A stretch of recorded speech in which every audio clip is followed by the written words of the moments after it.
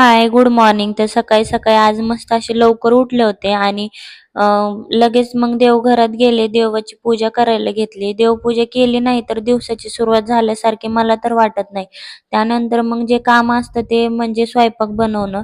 आज बनवलं होतं मी जेवणामध्ये मसूरची भाजी, त्यानंतर चपात्या, कारण यांना पण आज डब्बा न्यायचा होता.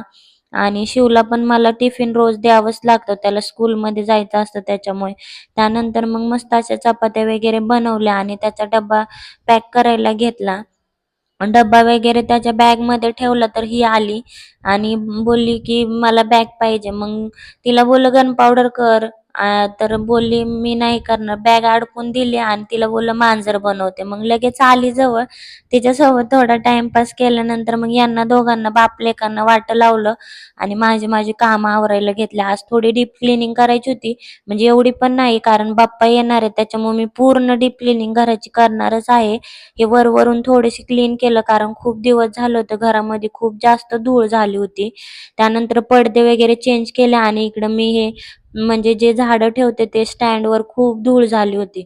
मग मस्त असं पटपट ते क्लीन करून घेतलं आणि छान असं पुसून वगैरे त्यानंतर मग लगेच त्याच्यावर मी झाडं वगैरे सेट केल्या आणि खूप दिवसापासून करायचं होतं, पण ते मम्मी थोडी आजारी होती त्याच्यामुळे तिकडे-इकडे करण्यात खूप लक्षच नव्हतं. मग छान असं क्लीन वगैरे केलं आज आणि स्नेक प्लांट आणि बबू प्लांटची मी जागा थोडी चेंज केली. तर कसे वाटते ते नक्की सांगा. आणि हे ग्लासमध्ये मी पाण्यात खूप दिवसापासून मनी प्लांट ठेवला, पण त्याची ग्रोथ काय होत नव्हती. आणि जसं ते पाण्यातून म्हणजे मी मातीत लावलंय ना, तर खूप छान अशी ग्रोथ होताना दिसते. त्यानंतर इकडे मग काम करून भूक लागली तर जेवण केलं आणि जे माझं सगळ्यात आळशी काम म्हणजे कपड्यांच्या घड्या घालणं.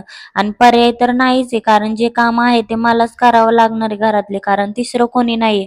म्हणून नाईलाजपणे ते कपड्यांच्या घड्या वगैरे घातल्या आणि इकडं डब्यांवर मला खूप जास्त धूळ दिसत होती. मग मला काय राहावलंच नाही.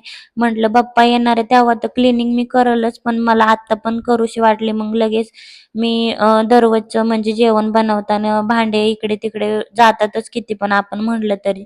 म्हणून सगळं व्यवस्थित केलं आणि खरंच खूप छान वाटत होतं. त्यानंतर इकडे रात्री देवाचा दिवा वगैरे लावला आणि जेवण बनवायला घेतलं. रात्रीच्या जेवणात बनवलं होतं कढी वडा. तुमच्या इकडे या रेसिपीला काय म्हणतात ते नक्की सांगा. मी तर तेच बोलते. त्यानंतर मग इकडं बेसन पीठ कालवून ठेवलं भिजण्यासाठी आणि लगेच भाकरी वगैरे करून घेतल्या. भाकरी झाल्यानंतर मग वेळ येते ती मला लसूण आणि मिरच्या बारीक करायला. मी मिक्सरचं भांडं काढलं आणि लाईटच गेली. तेवढ्यात माझा पचका झाला. मग मी इकडं काय केलं, खलबत्त्यामध्येच मिरच्या आणि लसूण कुटून त्यामध्ये